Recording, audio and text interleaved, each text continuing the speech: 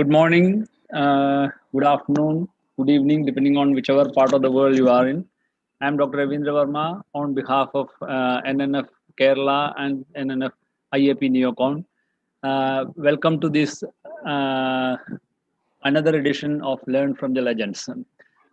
We have a great session ahead of us. Joining us from USA is Professor Seetha Shankaran, who needs, I think, no introduction to the neonatology people all over the world. She has done the pioneering research in therapeutic hypothermia, and which has become now a standard of care as far as neonatology, hypoxic ischemic encephalopathy is concerned. She will be talking on recent advances and controversies in therapeutic hypothermia. And to moderate this session, we have two legends in the field of neonatology.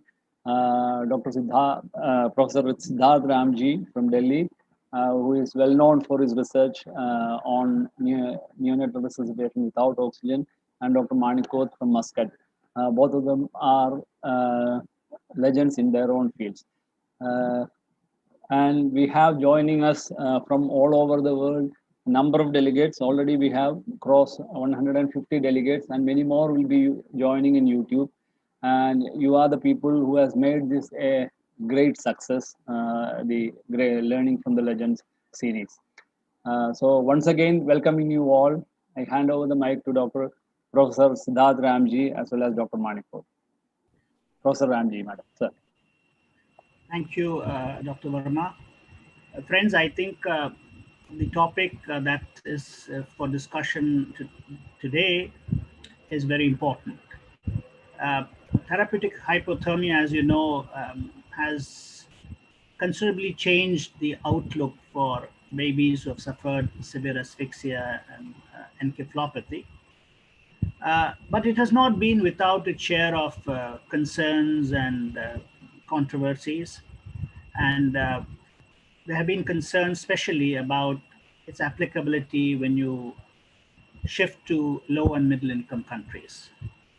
And I think we have the most appropriate person today, Professor Shankaran, with a huge, vast, many years of experience, and having had also participated in studies which have gone beyond the American continent and involved in low and middle income countries. I think she has a great perspective which she will offer us today. So I am not going to say much more except to say that I want all of you to listen carefully to what she says, but at the same time feel free to pen down into the chat box all the questions, queries that you may have, and I'm sure that she'll be more than happy to answer all of them. I now hand it over to Dr. Prakash to introduce our speaker for this evening. Dr. Prakash. Thank you, Professor Siddharth. A warm welcome to all of you. It's a great honor and privilege for me to introduce the esteemed Professor Seetha Shankaran, a living legend who devoted her entire career in improving the lives of high-risk newborns. Dr. Shankaran joined Wayne State University School of Medicine, Children's Hospital of Michigan, and Hartzell Women's Hospital in 1975. She served as the chief of the Division of Neonatal Perinatal Medicine and director of the regional neonatal programs for the Detroit Medical Center from 1990 to 2016.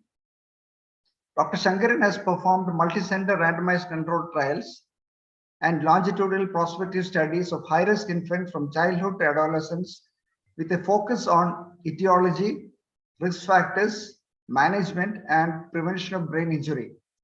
She was the principal investigator at the Wayne State University's site of the NICHD Neonatal Research Network and the PI of the first RCT examining whole body hypothermia as neuroprotection for neonatal hypoxic ischemic encephalopathy. The trial results were published in 2005 in New England Journal of Medicine. This therapy of cooling for 72 hours at 33.5 degrees centigrade has become the standard of care throughout the world. She also evaluated the 6 to 7 year outcome of trial participants and published in NEJM in 2012. Dr. Shankaran has described the MRI pattern of brain injury that correlates with outcome. Her most recent contribution was performing the RCT, evaluating optimizing cooling strategies for moderate or severe HIE. The results noted increased mortality with longer or deeper cooling, and it was published in JAMA in 2014. The primary outcome of the study demonstrating lack of efficacy of either longer or deeper cooling at 18 months of age was published in JAMA in 2017. Dr. Shankaran is currently examining the neuroimaging status of trial participants. A picture is worth 1,000 words, and a photograph of one of the infants who underwent whole body cooling, and Dr. Shankaran is on the NICHD Director's Hallway as the most significant contribution of NICHD neonatal network in the past 25 years. A PubMed search for Shankaran S lists 432 publications, and the Microsoft Academic list 36,381 citations in top medical journals. Dear friends and colleagues, cooling for HIE is no longer a cool decision to take due to the complex and dynamic nature of perinatal asphyxia and the difficulty in differentiating mild from moderate HIE. Dear Professor Seetha Shankaran, we are eager to listen to your words of wisdom, and the virtual space is all yours for the next 1 hour. Let me remind the participants to enter the questions in the Q&A box and not the chat box. Over to Professor Seetha Shankaran. Thank you. So I just wanted to say that I learned some new things from you, Prakash, just now that I didn't know, but also that I am from Kerala. My family is from Kerala, and I grew up in the Nilgiris, near Ooty, in a town called Wellington. So I am very attached to both Kerala and to Madras State. So I'm going to share the screen. Just continue, right? Please. Okay. All right, thank you. Okay, now how do I advance the slides? Right arrow. The right arrow. No. Or down arrow, whichever. I've tried all. Wait, So maybe then I can just click on the slide. Then it will And double click on the screen on the slide that you're projecting. Okay. Okay, I could do that. Now you can use the up and down arrow. Okay. All right. Okay. Okay. So, let me just 1 second. I can minimize this. All right. So what I want to do first is just briefly go through what has already been mentioned, which is the rate of death or disability at 18 to 24 months of age following cooling for 33.5 degrees Celsius for 72 hours. And as you can see in this slide, which has listed all the major trials, you can see that in the NICHD trial, in the European trial, the trial from China, and the ICE trial, there was a significant decrease in death or moderate or severe disability at 18 to 24 months of age in the hypothermia group as compared to the control group. So this was the primary outcome of all the trials. And if you look at the secondary outcome of hypothermia, then you see that the rate of cerebral palsy, which was one of the secondary outcomes, was also significantly decreased in the TOBI trial, the European trial, and the trial conducted in China, with a lower rate in the hypothermia group compared to the control group. So what I just want to also bring to your attention is that we compared the rate of death or disability in the cool group from the first trial that I just showed you, and compared that rate with the usual care cooling in the optimizing cooling strategies trial, where we had randomized infants into 4 different depth and duration of cooling. So when you compare the same depth and duration between 2005 and 2017, you can see that the rate of death or disability has been decreased from 44% to 29%, and the mortality has gone down from 24% to 9%. So this is probably due to changes in care that have also been optimized in the care of these infants. There's been a slight increase in the number of infants with a normal cognitive outcome, as well as an increase in the number of infants with a motor outcome. Interestingly enough, at least from our data, the rate of cerebral palsy has remained unchanged, 19%. So one of the updates is, what is the outcome in childhood following hypothermia? Does this neuroprotection persist? And the first publication about outcome was from the CoolCap trial, where they presented the 6 to 7 year outcome. And the way the infants were evaluated was with a questionnaire to the parents assessing disability. And only 46% of the surviving children participated in this project. And what they found was that the disability status at 18 months was strongly associated with the disability based on this questionnaire called the VFAM. And here I present the NICHD results looking at 6 to 7 year outcomes. The primary outcome here, since the children are older and we can evaluate them with IQ, was death or an IQ of less than 70. And you can see we had, around the same percentage of improvement, 47% in the hypothermia compared to 62% in the control group. When you look at these figures, it is statistically significant. This is unadjusted risk ratio, but when you adjust for level of encephalopathy and for center, then you lose the statistical significance. But what this does show is that the neuroprotection that was seen at 18 months continues at 6 to 7 years of age in infants in the high income countries. Secondary outcomes, we looked at, we were able to look at fine and detailed outcomes in the children. So among the children who did not have disabilities, we were able to evaluate attention and executive function and visuospatial activity. And here you see the results of the children who scored very low on it. There's a slightly lower incidence in the hypothermia versus control, but the numbers are relatively small and not significant. And we also looked at very fine motor function. We looked at everyday motor, complex motor, fine motor between the two groups, and we didn't find any difference between the two groups of infants. And these are only looking at non-disabled infants. So we have taken out all the infants who have cerebral palsy. The TOBY trial also presented data at 6 to 7 years of age, and the outcome here is survivors with an IQ equal to or greater than 85.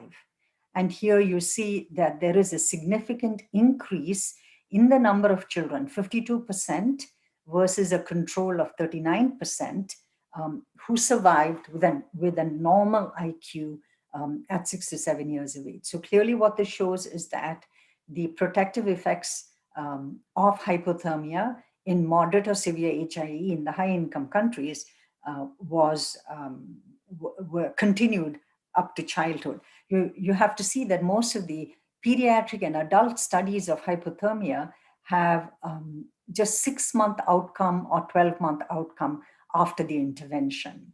So that's why this data is so important. The secondary outcomes in the TOBY trial, here you see cerebral palsy.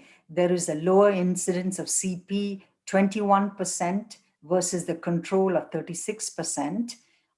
Although we have to remember that there was no data for a fair number of children 18 hypothermia and 27 control group infants.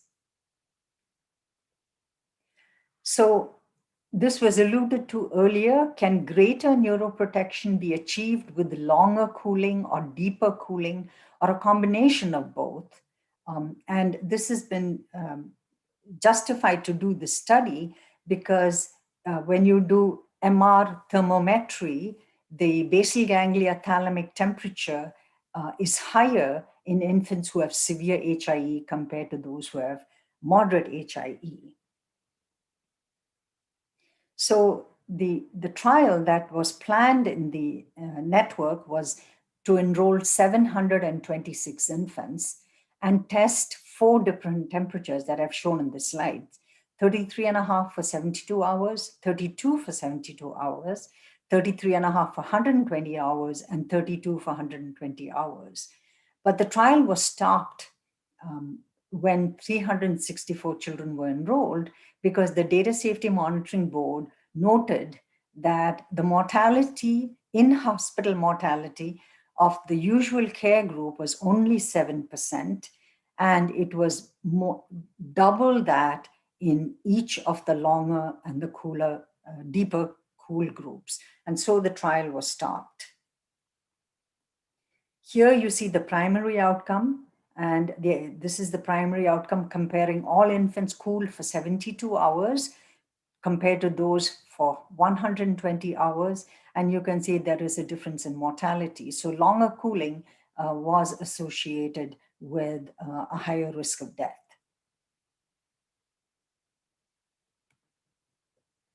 So the next update is there an early biomarker that correlates well with later outcomes?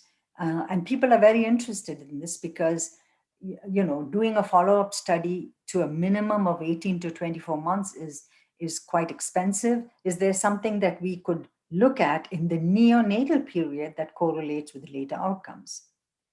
So this is data from the neonatal network study where we looked at the MRI, and we had MRI in 126 infants, 136 infants. And you can see here that when we looked at the number of infants with the normal MRI, there was a trend that there were more infants in the hypothermia group with a normal MRI.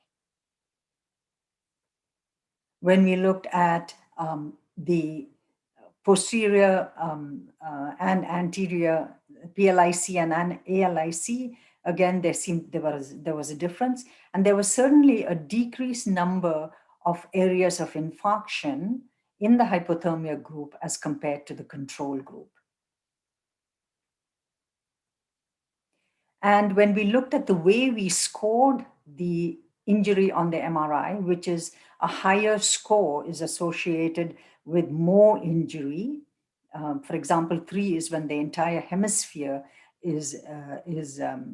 shows brain injury. You can see that there was a very good correlation between the NICHD score and death or disability at 18 months of age, and disability among survivors at 18 months of age.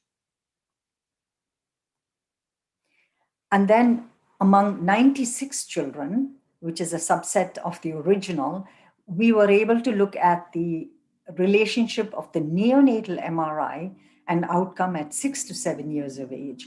And here again, you see that those who had a normal neonatal MRI in the neonatal period had much higher rates of no or mild disability, whereas those who had the worst MRI in the neonatal period had a higher rate of moderate or severe disability.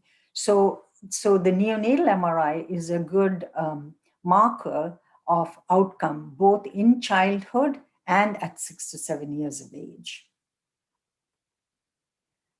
And this is to show you, exactly what are the areas of the brain where there appears to be injury. And we looked at the areas of the brain and correlated this with the IQ of the children at 6 to 7 years of age.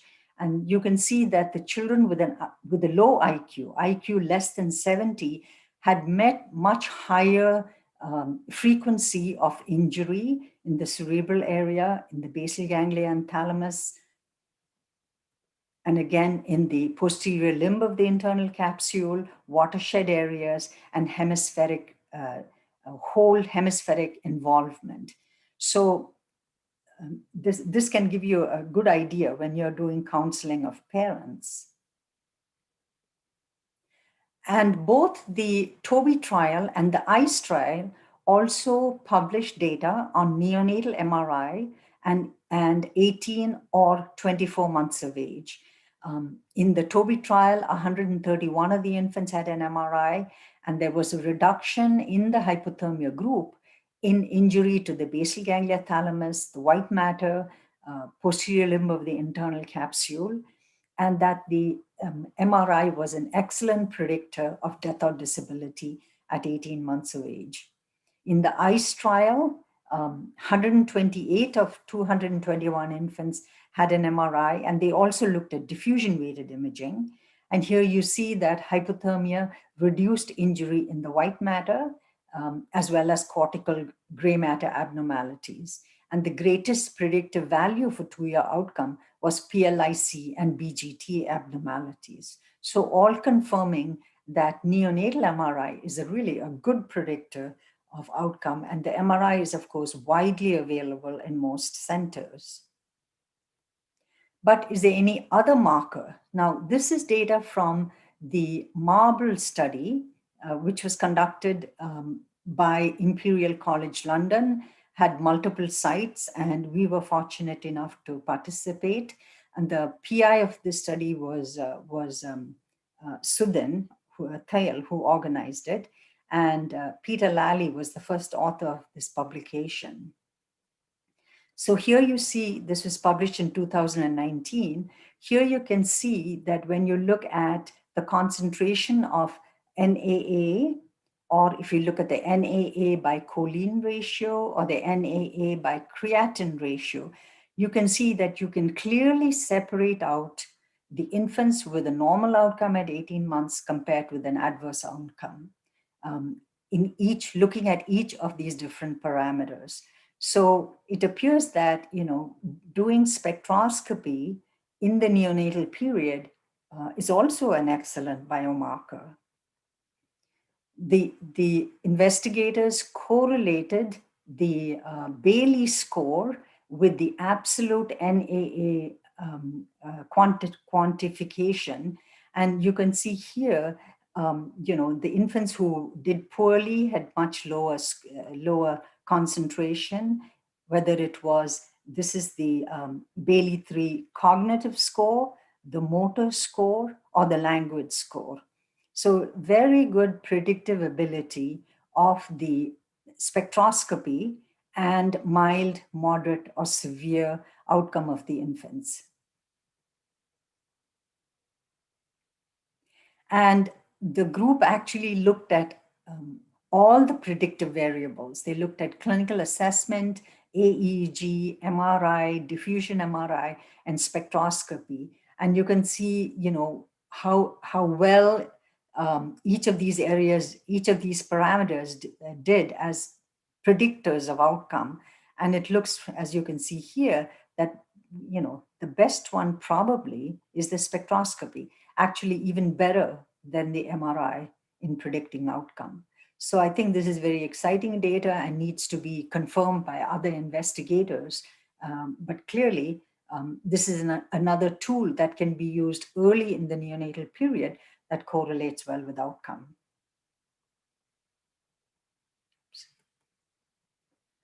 So just a brief touch on what are the updates of hypothermia plus therapies. These are interventions that are added on top of hypothermia. So the status now is that we have data that is still pending on hypothermia plus EPO, hypothermia plus melatonin, and the umbilical cord blood studies. So this data is forthcoming and should be, very interesting when they are published. What we do know from prior trials is that xenon, magnesium sulfate, and topiramate have not been shown to be beneficial. And, even though in the preclinical model, they may have been beneficial. One thing that I will say is that future studies should be adequately powered, as hypothermia for HIE now is noted to have a decreasing mortality. I showed that to you earlier. And for the time being, the gold standard will still be neurodevelopmental outcome at 18 to 24 months of age. But I think there is, in all of these studies, the EPO, the melatonin, and the hypothermia in the low and middle income countries, spectroscopy is also being evaluated, and that should be very exciting data once it comes out.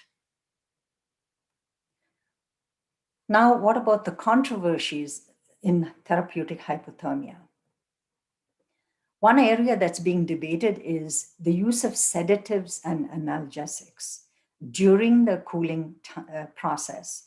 So preclinical data has shown that hypothermia was effective only in the sedated model.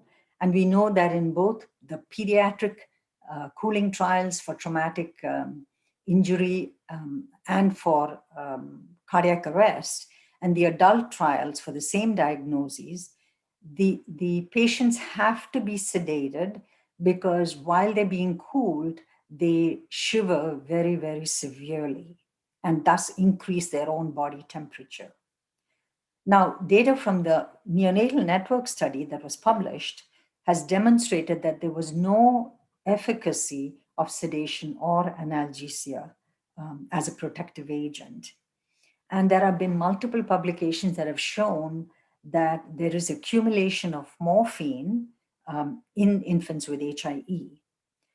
Parents are also very concerned when the children have morphine because they often correlate it with their adult relatives getting end-of-life care.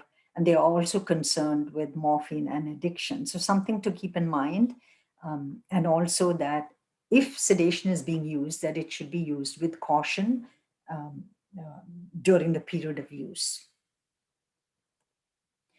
What are the other controversies in therapeutic hypothermia? Now, I've also already shown you that it works, again, between 33 to 34 degrees Celsius for 72 hours, and it works in the greater than 36-week gestational age infant.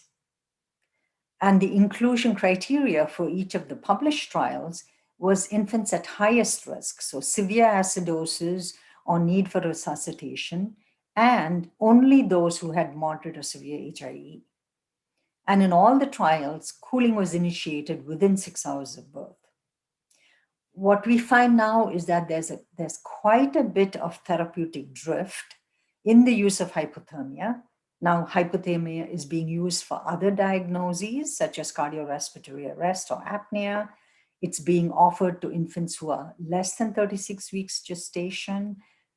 It's been offered extensively to infants who have mild HIE, and it is being used in the low and middle income countries. So let me address each of these topics. Let's talk about infants who are less than 36 weeks gestation. The American Academy of Pediatric guidelines included use of hypothermia for HIE among infants who are 35 weeks gestation. That was the statement that originally came out, even though most of the trials used infants who are 36 and beyond. However, we know now from the registry, the TOBI registry from the UK, that many infants who are less than 36 weeks gestation are being cooled. We don't know how they do because there's no outcome data. The Vermont-Oxford network registry also reports cooling of infants who are less than 36 weeks without any outcomes. And 2 of the randomized controlled trials for HIE, when they were published, stated that they had inadvertently enrolled 35-week gestation infants, but they never really reported on the outcome of those infants. There is a fairly recent report of cooling of infants with preterm HIE. It's from a single center. It's 30 infants, 33 to 35 week gestation age. The primary outcome was very similar to all the trials. When you look at in-hospital complications, coagulopathy, seizures, hypotension, persistent acidosis, and thrombocytopenia was noted. And when outcome was evaluated, there were 4 deaths, 18 survivors were followed.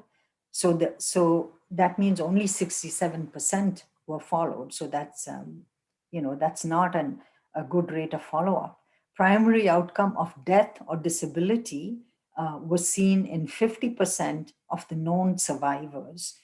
And 8 of the infants were completely lost to follow-up. So their status is not known. So this really does not answer questions whether hypothermia is protective for preterm HIE. However, there is an ongoing trial. This is being conducted in the NICHD Neonatal Research Network, looking at 33 to 35 week gestation age infants. The PI is Roger Fakes. We are looking at safety outcomes, hemorrhage, thrombosis, bleeding, acidosis, arrhythmia, neck, and death. And the primary outcome is death or moderate severe disability at 18 to 22 months corrected age. And the sample size is 168 infants with analysis done using the Bayesian analysis. All the infants have been enrolled already, and follow-up is sort of halfway through. So we should have data in a couple years. Let's move to the other conditions. This is a report from the UK in 2014, where 36 infants were cooled for other diagnoses. Those who came in beyond 6 hours of age, those who had postnatal collapse or cardiorespiratory arrest, major brain hemorrhage, congenital cardiac disease, and surgical conditions.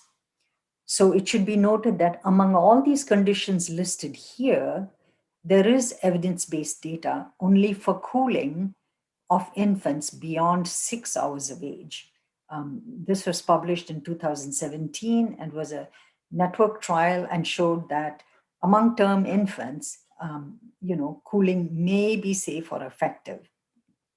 So if you look here at the data from the study, you can see in the frequentist analysis, death or disability was the same, 24%, 27%. But then when you do the Bayesian analysis, that there is a probability of benefit of about 76%. So what I would suggest is if you do have a baby who arrives to your neonatal unit beyond 6 hours of age, and I'm talking about the high-income countries, what we are doing is that we discuss it with the parents and get informed consent and then offer cooling if the infant arrives between 6 and 24 hours of age.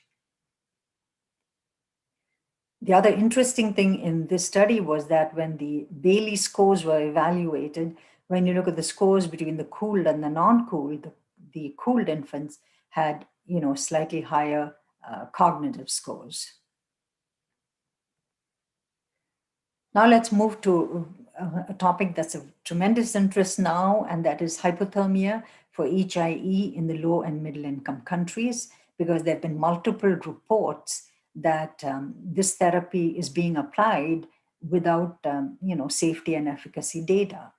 So the results of the trial that was done in LMIC was presented at the PAS meeting by Sudhin, and many of you know him, and we have worked together. So I have borrowed a couple of slides from him. So this was the protocol that was developed, and the protocol was actually published for everyone to see in 2017. And the idea was to see if therapeutic hypothermia initiated within 6 hours of birth, continued for 72 hours using a servo-controlled cooling device, along with optimum supportive neonatal intensive care, would reduce death or disability when compared with usual intensive care alone in term babies. And this is only moderate or severe HIE infants outcome is 18 to 22 months, and the trial would be tertiary neonatal infants in South Asia. So this was conducted in Sri Lanka, Bangladesh, and multiple centers in South Asia, and many of you have participated. The primary outcome was very similar to the prior trials, of course, using the Bailey-3. So the moderate disability was Bailey-3 cognitive score of 70 to 84, and the GMFCS classification level 2, hearing impairment with no amplification or a persistent seizure disorder at the time of the follow-up visit. Whereas severe disability was a very low Bailey score, less than 70 in the composite cognitive score, GMFCS level of 3 to 5, which sort of correlates with moderate severe CP, profound hearing impairment requiring either hearing aids or cochlear implant or blindness. I think the great advantage of this study was that all infants had the 3T MR spectroscopy and NAA levels measured. And the secondary outcomes that were looked at was mortality, severe disability, and microcephaly at 18 months. Inclusion criteria was need for continued resuscitation at 5 minutes of age, and or a 5-minute APGAR score of less than 6, and moderate or severe encephalopathy on the modified SANAT scoring. An exclusion criteria was absent heart rate at 10 minutes despite adequate resuscitation, life-threatening congenital malformations, and inability to attend follow-up assessment. So it's different from the trials in the high-income countries, but very suitable for the LMIC. And the sample size was to look at a 30% risk reduction. So you would need 204 infants per arm, which is a total of 408. So here is the data. So this is the data at hospital discharge. As you can see, 202 hypothermia infants, 206 usual care infants. What you see here is that among the cooled infants, there was a higher rate of gastric hemorrhage.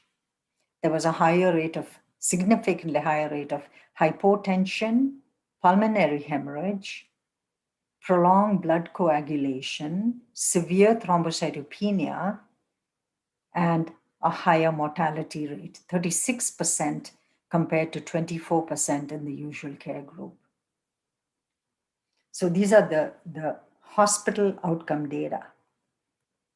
At follow-up at 18 to 22 months, and there was a very high follow-up rate in this trial, you can see that death or moderate or severe disability occurred in 50% of the infants and in 47% with usual care, so no difference. If you look at mortality, total mortality until 18 months of age, the mortality rate was higher in the infants in the cool group compared to the infants in the usual care group. All other secondary outcomes were not different between the two groups. Microcephaly was, interestingly high in both groups. So there was no difference in survival without neurodisability, no difference in seizures, blindness, or hearing. So what this trial shows is that hypothermia for moderate or severe HIE in low and middle income countries is not safe and not effective. And then I want to move on to another area where there has been therapeutic creep without any data, and that is mild HIE infants. Now, follow-up studies of the mild HIE infants, when you review them, they're hard to evaluate because definitions are inconsistent. Diagnosis was made over many days, but the bottom line is that meta-analysis of the studies estimates that 25% of these infants are at risk for deficit. So that's quite high, 25%. Now, what is happening with these infants? So there's been evidence from survey data that physicians are very keen or already provide hypothermia for mild HIE. You can see the data from the UK.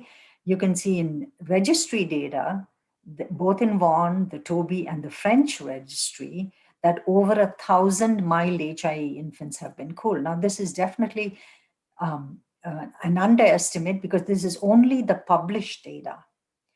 Of course, from all this information, there's been no outcome data from these various cooled infants to tell us how these children do. If you look at the MRI, there is evidence of brain injury, but it's very variable. The rates are all over the place, 11% to 40%, depending on whether it was retrospective study, prospective study, cooled infants or not cooled infants. There does appear to be injury when it is noted in the watershed areas rather than in the basal ganglia. In one trial where mild HIE infants were inadvertently enrolled as part of a multi-center study of moderate or severe HIE infants. So there are 37 infants here. 11% had brain injury because they all got MRIs, and this was injury in the white matter of the brain. So the deep gray nuclei were not involved. The MRS was done on all these infants, and the MRS was normal for all of the infants. And when they were evaluated, 30 out of the 31 who were evaluated, so 6 were lost to follow-up, at 2 years of age, they were normal. So this data, appears to show that it's not as bad as 25% from the previous meta-analysis. This is data from the PRIME study, a prospective study that we participated in, where infants were enrolled as part of a multi-center study. There were 63 infants who were enrolled, and the inclusion criteria were exactly as that of the trials in the high-income countries. The definition of mild HIE was any abnormality on the SANAT score less than 6 hours of age. Disability, again, was by the NICHD trial criteria. Now, on follow-up, 81% of the infants were evaluated. So, looking at follow-up studies, 81% is a low rate. And only 68% of the infants had a Bailey score. So we need to keep that in mind. In spite of that, the outcome showed that 16% of the infants had a disability at 18 to 22 months of age. So in 2018, there were 2 meta-analyses that were published that were fairly detailed, looking at mild HIE among those infants who were included in randomized controlled trials. In the first meta-analysis, which included 91 infants with 45 cooled and 46 not cooled, the adverse outcome rate in the cooled infants was 29%, and in the 37 in the non-cooled. In the second meta-analysis, that included more infants because the authors had got in touch with all the PIs of the trials and got numbers from them on how their mild HIE infants did. You can see here that the adverse outcome now is 19.6%, with 19.6 that are not cooled. So, what is the rate of poor outcome after mild HIE infants? It's probably, lower than 25%, maybe around between 16 and 20%. So what the authors have stated in their paper, that this meta-analysis proved that evidence was insufficient to recommend cooling for mild HIE, and that significant harm or significant benefit could not be excluded based on what has been shown so far. So recently there's been, questions brought up. What is the preclinical data? Should hypothermia be offered to infants with mild HIE? Well, in the mouse model, hypothermia actually decreases white matter injury.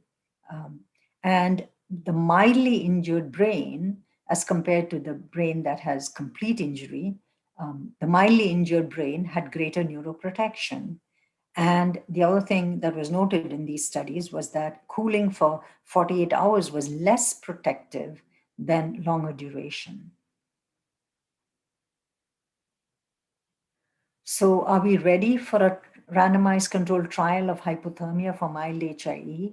So my colleagues and I had, written an opinion piece last year where we said that anywhere from 20 to 36% of infants with encephalopathy have mild HIE. And so to evaluate the outcome of these infants, we need to design the trial with inclusion criteria for infants at highest risk. So only those with acidosis and resuscitation. And then, very important, there should be defined criteria for the neurologic exam for mild HIE. The current depth and the current duration of cooling should be used, which is 33.5 or 72 hours, because that's the only, safe, what has been shown to be safe so far. And then outcomes should be evaluated, not at 18 or 24 months, but probably at 5 years of age, because we can see that, the brain injuries in the watershed areas of the brain, these infants may have cognitive and behavioral abnormalities rather than, major motor abnormalities. So they need to be evaluated at an older age group with very robust measures. And then we can say that if cooling is safe and effective, yes, let's offer cooling. If cooling is not safe and effective, then it should be discontinued. So these are the conclusions that I have come to, looking at updates of hypothermia. Usual care is safe and efficacious in the high-income countries. The early biomarker of outcome in infancy and childhood is an MRI, and MRS is very promising. Sedation and analgesics should be used with caution, and that neither safety nor efficacy of cooling for moderate severe HIE has been shown in the low and middle income countries. The practice should be discontinued based on the trial that was recently presented and will be published fairly soon. Under the conclusions from the controversies, in the following conditions, safety and efficacy has not been demonstrated: postnatal collapse, severe surgical conditions, infants who are less than 36 weeks gestation, and infants with mild HIE. So we should probably, wait the results of ongoing trials or conduct trials that will give us answers to these questions. Thank you.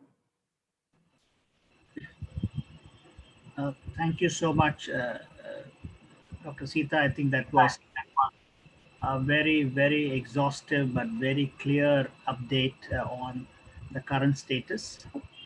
There are a huge number of questions in the question answer. You have already addressed several of them. Okay. But I think one of the concerns that a lot of people have raised is regarding why is it that LMICs fail? Because we still have the highest burden of babies with HIE in this country. Exactly. And the challenge of even offering good, post-survival rehabilitation care is another challenge in this country. So Yes. net effect is that even among survivors, we often are challenged with our inabilities to provide optimal care. So outcomes are not what they should be as they are in the high income countries. Right. Of course, our babies also experience very adverse intrauterine environments in the antenatal period. So, what do you think is? Do you believe there could be a subset of babies on whom people could try? Are there settings where people could try? What are the cautions if somebody was to implement therapeutic hypothermia in our countries? Yeah, I mean, that was one of the questions from the reviewers. And I'm not a big fan of subset analysis, but I'm not sure. I don't think until we have more data that we will have enough information to say, which subset of infants will benefit from cooling. I think a good thing to do is to really look at non-cooling interventions that can be applied to LMICs. And, and that is being planned. For example, if the HEAL trial, which is the ongoing hypothermia plus EPO trial, that may give us some information. But I think, doing a trial on EPO or, darbepoetin, those might be approaches that are the way to go rather than to use cooling. Because, not just the efficacy, the safety data also from the trial that was just presented at PAS is of great concern. Right. So clearly at this moment, the evidence is, so there seems to be something very different, even if you practice newborn care well, but Right. there is something else about our subset of kids, which Yes. doesn't seem to help them as it has done in high income. And I think that's Exactly. a very important message. Yes. We should, all of us in this country need to be cautious about. Right. Yes. There was an earlier onset of seizures in the infants in the Helix trial. And as I mentioned, the number of infants with a small head size at birth was also much higher than in the HIC, high income countries. So the infants are different. Yeah, the infants are different.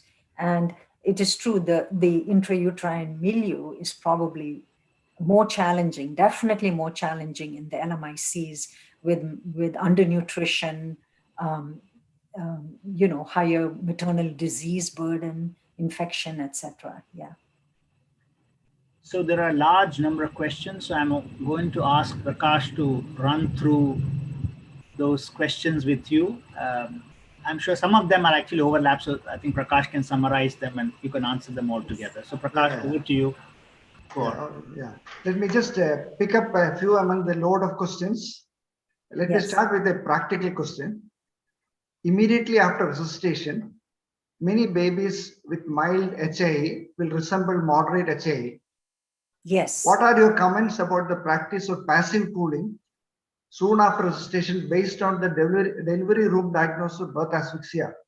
Is it better to give adequate post-resuscitation care for an hour, avoiding hypothermia, followed by controlled cooling if necessary? No.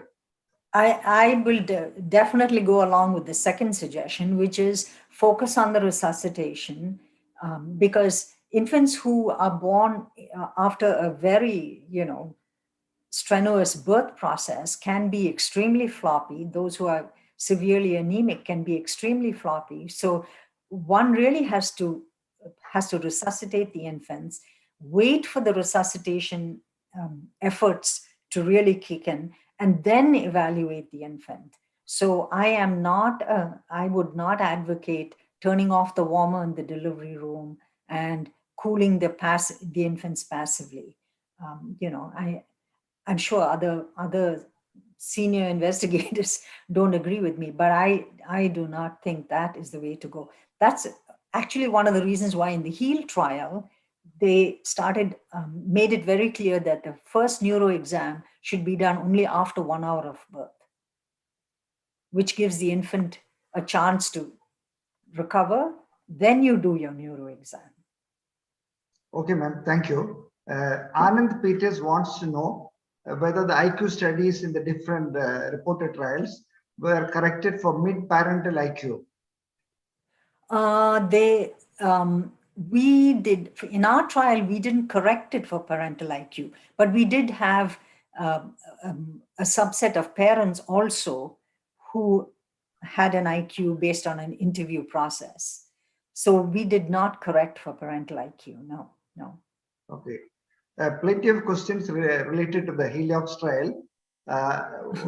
What do you think is the reason for the failure of the Heliox trial? Were there differences in outcomes between the centers in the particular study, or all the centers had the same uniform bad outcome? So I believe Sudhin did look at the outcomes in the centers, and there was not a difference, I believe, but don't quote me on this. Yeah, your figures. I know that extensive, secondary analyses were done based on the reviews that were reviewers' questions. So no matter how you looked at it, there was really no benefit of cooling for these infants. So what are the lessons to learn from this? Because physiology of resuscitation, asphyxia, pathophysiology are similar among the infants throughout the world. So there must be some factors which can be corrected. Right. What are the thoughts on that? Well, I think the conduct of the resuscitation is fine. I'm not questioning that. I'm just saying that the infants who are born in the low and middle income countries, they are different from those who are born in the high income countries. And to be honest with you, even between the high income countries, there are differences. I can tell you that infants in the US, when you look at the follow-up, they're not as good as the Scandinavian and the Australian countries either. And that's because of the social determinants in this country, in the United States. So, all babies are not the same. And definitely the babies born in the LMIC, they are smaller in size. We had more infants who were less than the 10th percentile for weight and for head circumference. So that's why the babies are different. The maternal complication rates are higher. Yeah. There is an interesting question about temperature. You have noticed that both deeper and longer cooling in treatment groups, as well as increased temperature in non-cool groups, have been associated with poor outcomes. Right. That is, the control group was having higher temperature right from NICHD. What is your opinion about a milder form of hypothermia, say 35 to 36, which may balance the benefits versus the risks of cooling? In the same category, Dr. Kishore Sangvi wants to know, how did you arrive at the magical figure of 33 to 34 and 72 hours? Yeah, to be really honest with you, it was really based on the animal data. We looked at the preclinical data and saw that that cooling for 72 hours was done in the seizure. When you have seizures beyond that, seizures beyond the 6-hour window, then the infants, onset of seizures in the preclinical model beyond 6 hours was not protective. So that's how the 6-hour window was arrived at. And then the duration of cooling was based on how long was cooling beneficial in different animal models. So that's how we came to the 6-hour window to start cooling and the duration of 72 hours. Then the depth of cooling was also based on the preclinical data, because if you cool deeper than 32 and 30, then you start seeing the deleterious effects.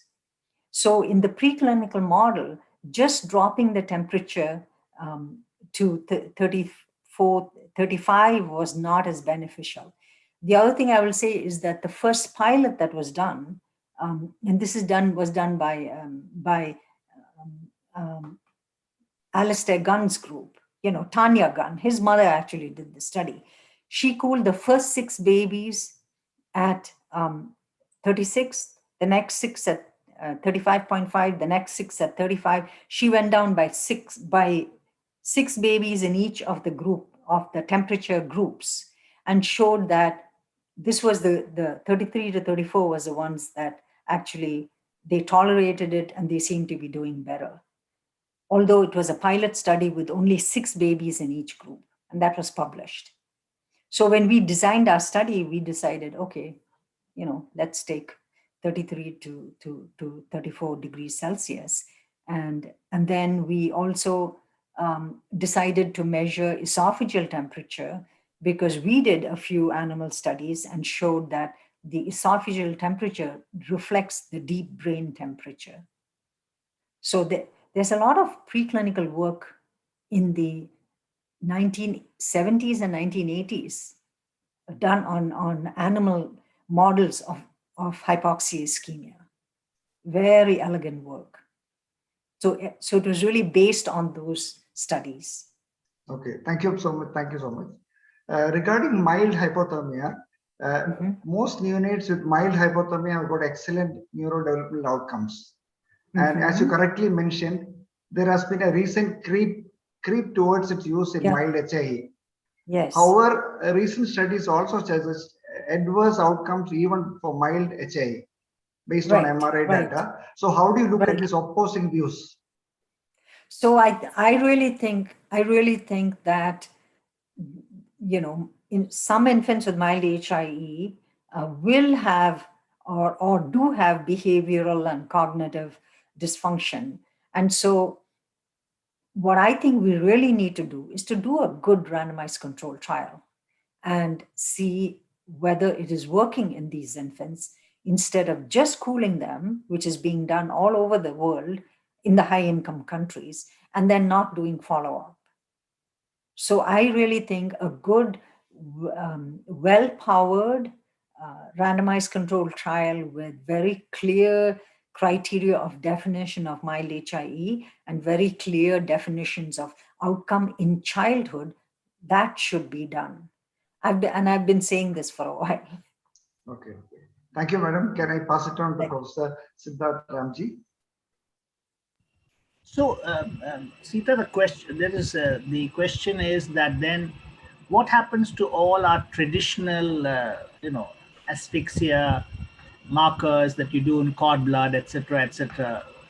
Are they really of any value in the way we look at things now? Or is this something we should just put it aside?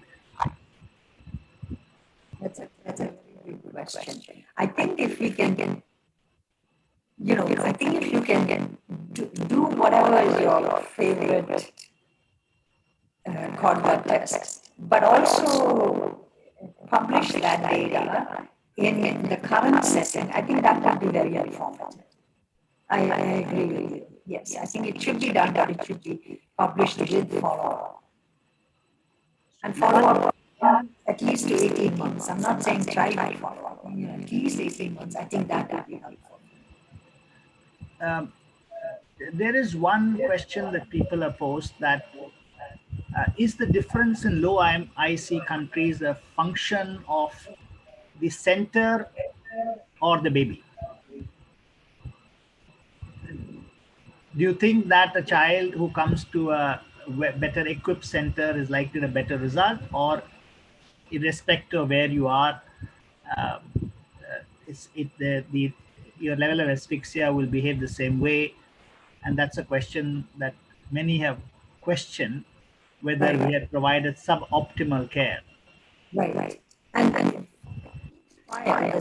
the centers were selected because they had all the facilities. That's why they were selected to participate. I mean, and they had to have the appropriate, physicians and nursing care, postgraduates who were helping out. I mean, they did a great job taking all these babies for the MRIs. And a very committed follow-up team, unbelievable follow-up team that went, followed the children, and the developmental testers, during the COVID, would examine the children to the terrace of the house because you're outside and do the baby, there. So yes, these are highly selected centers. And going back and looking at, were they all documenting APGAR scores? Yes, they were. So I would say that these were, highly selected. And the argument is that if in these highly selected centers among LMIC, if it didn't work, then, those centers that are not that well equipped, it would be less safe there. I think that is the issue. Yeah. Yeah, in fact, I think one of the very important things was compared to many RCTs in countries like ours, this had very, very high follow-up rates. I know that we tracked every kid very carefully, even when they changed locations to ensure their assessments were done within the window period required for assessments. And as you rightly said, the enrollment itself was tight. They had to meet. So eventually, I think the message that I think everybody should understand is that even if care is good, and if you're in a certain part of the world, uh, the babies are different. So one has to be very cautious about whether this can become standard of care.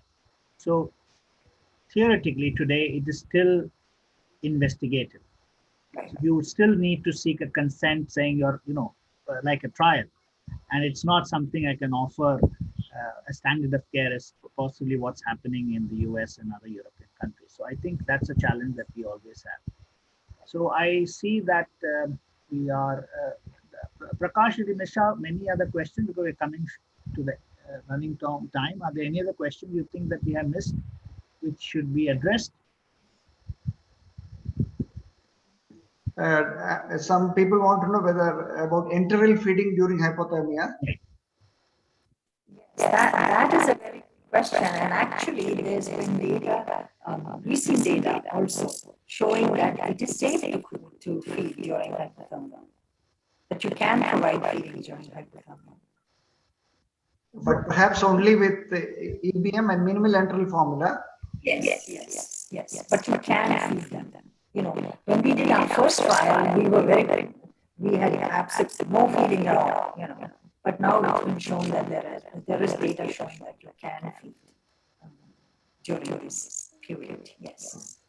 I happen to see, I don't know which country, somebody offering even kangaroo mother care during therapeutic hypothermia. What is your opinion? So they hold the baby with the blanket? Yeah, that's right. That's right. Significant complications. And the complications were listed on that slide. And if you are providing cooling, it has to be a very steady temperature during the maintenance phase of cooling. The initial, you do have, very often you have an overshoot below 33.5, then it comes up to 33.5, and then it should stay absolutely steady until the rewarm phase. And there's been data showing that when you cool and then when you rapidly rewarm, that is deleterious to the brain. So that's why if you have fluctuations in the core temperature measurement, you are definitely at risk for producing more brain injury. I think that I'm glad you brought that up because that's a very important point. So rapidly warming the brain is deleterious. That's why we rewarm at 0.5 degrees per hour. So that is a big danger of cooling when you start reheating. Cooling and reheating. That is absolutely deleterious. So clearly, cooling is like a drug which needs very fine controls, and not infusing or administering the drug as per the specifications can have increased adverse outcomes. And I think this is a very, very important message that all people on this who are listening to today should understand, that it needs intense monitoring. You can't just leave a baby and walk away. Somebody has to be on the watch saying what's happening. And as you very rightly said, overshoots both below and upward both have adverse effects. And I think this is something that is something that we must recognize, and that's a challenge. Therefore, using devices which can't really control temperature in that narrow range that we are wanting to, I think is not a desirable practice. My concern is that you may save a baby, but you may actually end up resulting in greater disability. And that is, I think, sometimes a bigger burden to the family than just losing the baby. But this is a lifelong, pressure on the family. And I think in countries like ours, it can cause severe social and economic disruptions when you have a severely disabled kid. I completely agree. I completely agree. So, Prakash, are there? Yeah, I think we will require several hours to answer all the questions, but I think we need to stop now. Thank you so much, Professor Seetha Shankaran, for these amazing presentations, and also the participants from around the world for your continued enthusiasm to learn from the legends. May I finally request Professor Shankaran to conclude the session by giving an important take-home message. Based on everything that we've talked about, I think that the take-home message really is that we need to look for the results of the Helix trial that hopefully will come out very quickly, read it very carefully, and halt cooling for moderate severe encephalopathy in LMICs. I think that's the message I would like to give everyone. Thank you very much for your words of wisdom. Over to Dr. Manoj. Well, as we always say, the sweet things need to come to an end at one place, and this was one of the best of the sessions we had so far, thanks to the faculty and the moderators. Professor Shankaran, Madam is an inspiration for all of us in so many ways, and I really thank her from the bottom of my heart for having agreed to be with us today and share her wisdom, more than knowledge, the wisdom of cooling with us. So thank you so much, Madam. We expect to hear more from you from the coming days as well. And we were also thank you. We were also fortunate to have two legends moderating today's session. Both of them need no introduction. Professor Siddharth Ramji, of course, Sir is known in various. He is a multifaceted personality. He is president-elect of NNF Kerala. Next year, he is going to be the president of NNF India. So he is going to be the president of NNF next year. And then he is one of the few researchers who keep relentlessly pursuing the research, and then the evidence the results are there for us to see in all the works that he has published. And he is a committed social worker. He is now pursuing the COVID pandemic, attacking it with all the kind of vigor that we don't see in so many of the seniors. Thank you so much for joining us. I also thank the other moderator, Professor Prakash Manikot. He is almost like a mentor to me. Like he has been there with us since the beginning, and then he is again one of those who pursue the topics to the end. So we are so fortunate to have all three of you for today's session. And at the end, let me thank all of you respected delegates. We are fortunate to have delegates from now 67 countries, and then they watch this over the next 24 hours. The views are going to shoot up, and thanks to faculty and moderators like you, the numbers are going up. We are very, very grateful to all of you. And before I wind up, I would invite all of you for the next session in the series. That is going to be again a second part of the new concept, use of artificial intelligence in neonatology. We saw the basic concepts of use of normal data and all. Now, Professor Carolyn McGregor, the authority on artificial intelligence, the chair of research in the artificial intelligence in Canada, is going to take us to a next level, how the concepts are going to be utilized. So we have this session on 20th of May, Thursday, at same time, 7:30 p.m. Indian time. So I invite all of you for that session. Until then, thank you so much from all of us here. Thank you for joining us. We are really honored to have you all. Thank you so much. Thank you. Thank you. Bye-bye. Thank you. Thank you. Thank you. Bye.